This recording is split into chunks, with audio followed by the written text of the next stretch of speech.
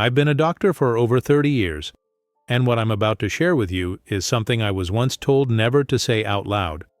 For decades, I treated patients for stress, exhaustion, insomnia, anxiety. I gave advice, prescribed medication, taught breathing techniques. I believed I understood burnout. But I was wrong. One morning, after another sleepless night at the hospital, I collapsed in my office. Not because of a heart attack, not because of low blood sugar, but because my body finally screamed louder than my mind. What followed was the most terrifying experience of my life, a full-blown panic attack caused by chronic burnout. My vision blurred, my chest tightened, and I thought I was dying. That day, I realized millions of people, especially adults over 50, are walking around on the edge of the same invisible cliff, and they don't even know it. So in this video, I'm going to reveal the 10 silent signs your body gives before it collapses from burnout, ranked from the least to the most dangerous. And when we reach number 3, you'll understand the shocking reason why one simple habit can push your nervous system past the point of no return. After hearing this, you'll never look at stress the same way again. And yes, everything I'm about to share is backed by real science, psychology, and the painful lessons of my own story. Before we dive in, I'd love to know, how old are you, and where are you watching from? I read every comment because this isn't just a video. It's a global conversation about what it means to survive when your mind is exhausted, but you still keep going. Now, let's begin the countdown. Number 10. Ignoring fatigue and calling it discipline. It begins quietly. You start waking up tired, but you convince yourself that fatigue is weakness. You push harder, stay later, drink another coffee, and say things like, "I just need to get through this week." But 1 week turns into months, then years. Science shows that prolonged sleep deprivation and mental strain alter the brain's cortisol cycle, making your alert mode permanent. You stop resting even when you lie down. I once had a patient, a retired teacher named Ruth, who hadn't taken a real day off in 20 years. She said she didn't know how to relax anymore. Her body had forgotten what calm felt like. When I tested her, her cortisol levels were 3 times higher than normal. She wasn't lazy. She was in survival mode. The truth is, ignoring rest is not strength. It's self-neglect disguised as responsibility. Number 9. Replacing meals with caffeine. Burnout feeds on shortcuts. You stop eating breakfast, grab a coffee, maybe 2, then power through the day. But caffeine doesn't create energy. It borrows it from tomorrow. After weeks or months, your adrenal glands become exhausted. Your blood sugar fluctuates wildly, your mood crashes, and you start to feel shaky or dizzy for no clear reason. You tell yourself it's just anxiety, but it's not. It's your body begging for balance. I used to believe I needed coffee to stay sharp during hospital shifts.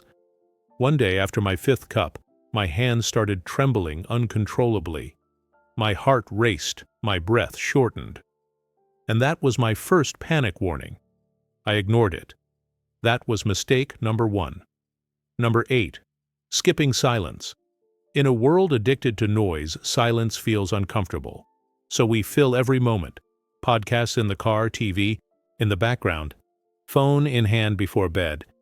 But silence is not emptiness, it's recovery. When you deny your brain quiet, your nervous system never resets. A study from the Journal of Brain Structure and Function found that just 2 hours of silence a day promotes the growth of new cells in the hippocampus, the part of the brain that handles emotion and memory. Without it, your mind becomes foggy, your emotions unstable. For me, silence used to feel dangerous, because when everything stopped, I could hear the noise inside, the pressure, the guilt, the exhaustion, so I stayed busy until my body made me stop. Number 7. Living in permanent problem-solving mode. Doctors, teachers, parents, we often believe our value comes from fixing things, but when every moment becomes a task, the brain stops distinguishing between real danger and daily routine. Your body floods with adrenaline over a missed email or an unpaid bill, as if you were running from a tiger. And adrenaline is not meant to be permanent. I remember one night, a patient's chart went missing before a surgery. It was a small mistake, but my body reacted like I was under attack. My heart pounded so hard it hurt. That's what chronic burnout does. It reprograms your nervous system to see threat everywhere. Number 6. Emotional numbness. At first, burnout feels like stress, but over time, it becomes absence. You stop reacting. You stop caring. You start existing on autopilot. You laugh because others laugh. You say you're fine because it's easier than explaining the emptiness. But inside, you feel detached from everything, even from people you love. One of my colleagues, a brilliant nurse named Linda, once told me, "I don't cry anymore, even when bad things happen." That's not resilience. That's the nervous system shutting down emotions to conserve energy. The danger? When you can't feel sadness, you also can't feel joy. You live in gray. Number 5. Blaming yourself for not feeling normal. This is where the mental trap deepens. You start thinking, maybe I'm just weak. Maybe everyone else handles life better. You wear your exhaustion like shame. You smile in meetings, laugh with friends, but the moment you're alone, you collapse. The brain under chronic stress begins producing less dopamine and serotonin, the chemicals that create motivation and peace. You're not broken, you're depleted. I spent months pretending everything was fine, working, smiling, helping patients, while inside I was disintegrating. When I finally admitted I wasn't okay, it wasn't a confession of failure. It was the first sign of healing. Number 4. Overworking to avoid emotions. Many professionals, doctors, teachers, caregivers, pour themselves into work to escape what they can't control in life. It feels noble, even necessary. But eventually, work becomes anesthesia. You stop processing pain. You just produce. And when you stop, all the pain you've ignored rushes in at once. That's exactly what happened to me. One evening, after a 14-hour shift, I drove home in silence. No music, no thoughts, just an emptiness so loud it scared me. By the time I reached my driveway, my hands were shaking. I didn't know it then, but that was my body's final warning before the collapse. Number 3. Chronic hypervigilance. This is where burnout transforms into something dangerous. Your mind becomes your own enemy. You wake up already in fight or flight. You startle at small sounds. You feel like something terrible is about to happen, even when everything's fine. You check your phone every few minutes. You replay conversations, worrying you said something wrong. You can't focus for more than a few seconds without feeling anxious. I remember lying in bed at 3 a.m., heart racing, waiting for the alarm that hadn't even gone off yet. My body was living tomorrow's stress today. That's when panic disorder begins to grow. Quietly, invisibly, under the skin. A 2020 study from Harvard Medical School found that prolonged cortisol elevation rewires the amygdala, the brain's fear center, increasing the risk of panic attacks by nearly 70%. And when it happens, it feels like dying. But it's not death. It's the body screaming, "I can't hold this anymore." Number 2. Ignoring physical pain. Chronic burnout rarely starts in the mind. It starts in the body. Headaches, muscle tension, stomach, pain, chest tightness. These are not random. They're messages. Messages that most of us silence with pills, coffee, or excuses. I ignored mine for years. Shoulder pain, jaw tension, constant fatigue. I told myself it was just getting older, but every symptom was my nervous system trying to get my attention. When you suppress those signs, your body finds a louder way to speak, and that voice becomes panic. Number 1. Forgetting you are human. This is the most dangerous sign of all. It's when you stop believing your needs matter. You convince yourself you don't have time to rest, to cry, to breathe, to simply exist without purpose. That's where I was the morning everything broke. I had gone 36 hours without sleep. I walked into my office, sat down to read patient charts, and suddenly, my heart exploded in my chest. Or at least, that's what it felt like. I couldn't breathe. My hands went numb. The room spun. I was certain I was having a heart attack. But I wasn't dying. I was burning out completely. My body had finally done what my willpower refused to do. It forced me to stop. That morning, everything changed. I realized that burnout isn't about weakness. It's about disconnection. Your mind, your heart, and your body stop communicating. And when that happens, panic takes over. But that wasn't the end of my story. It was the beginning of something else. Because what came after that day was the most important lesson of my entire career. I remember the moment it happened.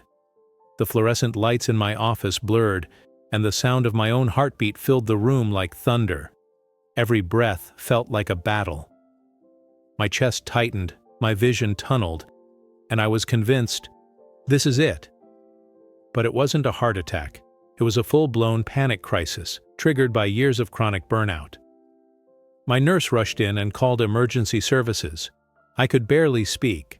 My blood pressure was sky-high, my hands cold, my lips trembling. When they ran tests, everything came back normal.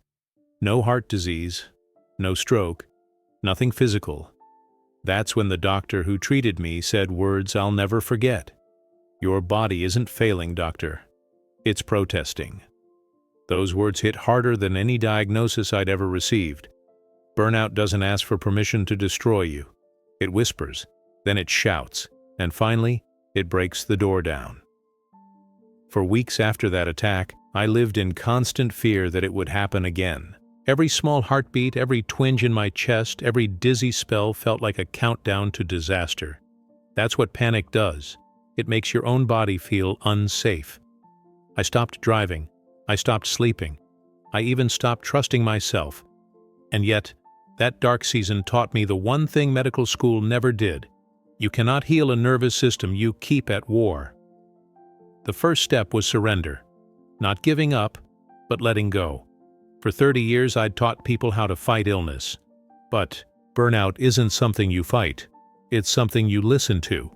So I began to pay attention, not to lab results but to my breath, to the tension in my shoulders, to the way I clenched my jaw whenever I opened my email.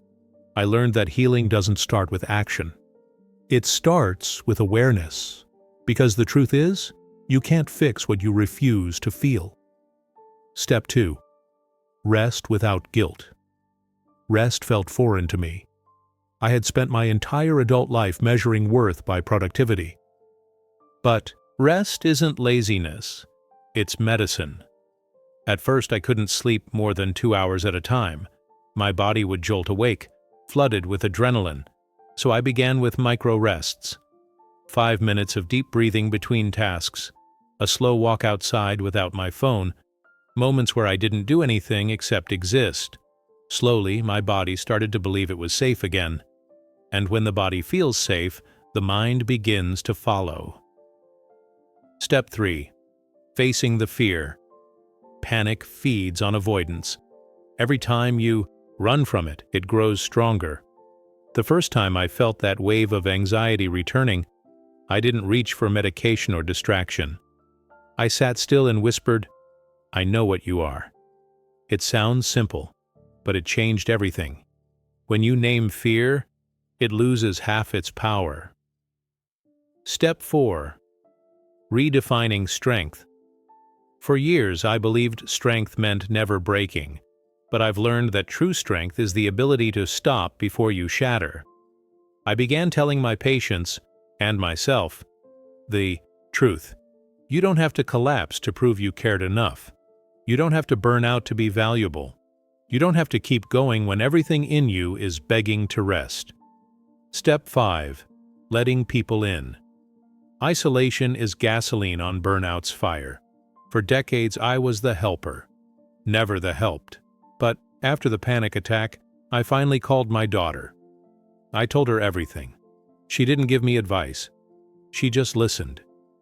And that moment, that simple act of being seen, did more for my recovery than any prescription ever could, because burnout thrives in silence, but it heals in connection.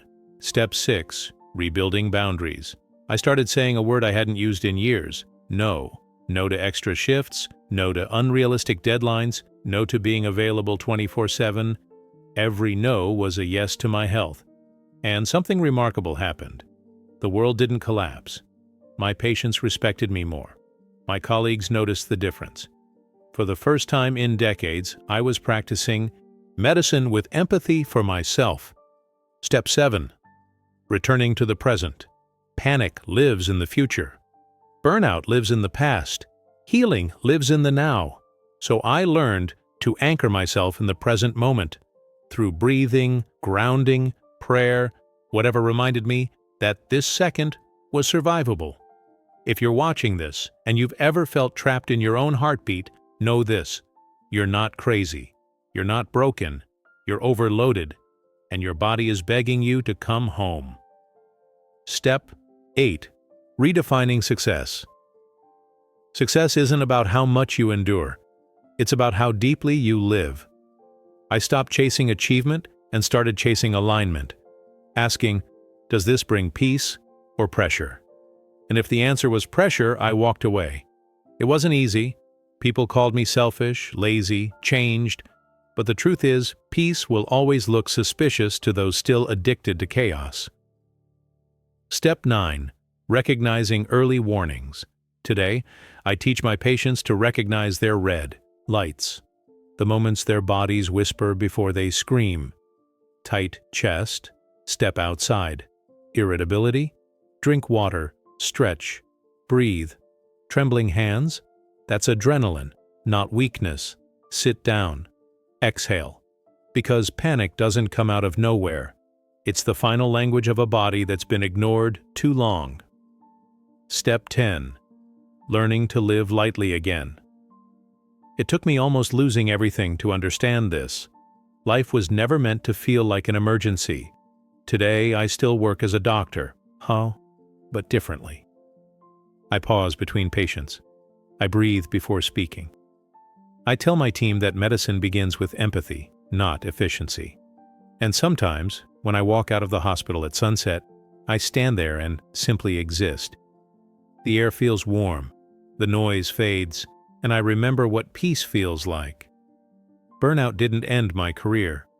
It transformed it. Panic didn't destroy me. It introduced me to the version of myself I'd neglected for decades. If you've ever felt the walls closing in, if you've ever wondered why rest never feels like enough, or if you've ever thought, something's wrong with me, this is your reminder. Nothing's wrong with you. You've just been surviving for too long. Your body is not your enemy. It's your oldest friend, begging to be heard. Now, I want to hear from you. Have you ever felt like your body was screaming for rest, but you kept pushing anyway? Share your story in the comments. Not just for me, but for someone out there who needs to know they're not alone. If this message spoke to you, take a moment to breathe. And remember, healing doesn't begin when the chaos ends. It begins when you decide to listen. And if you've made it this far, say amen in the comments. And tell us if you need us to pray for you.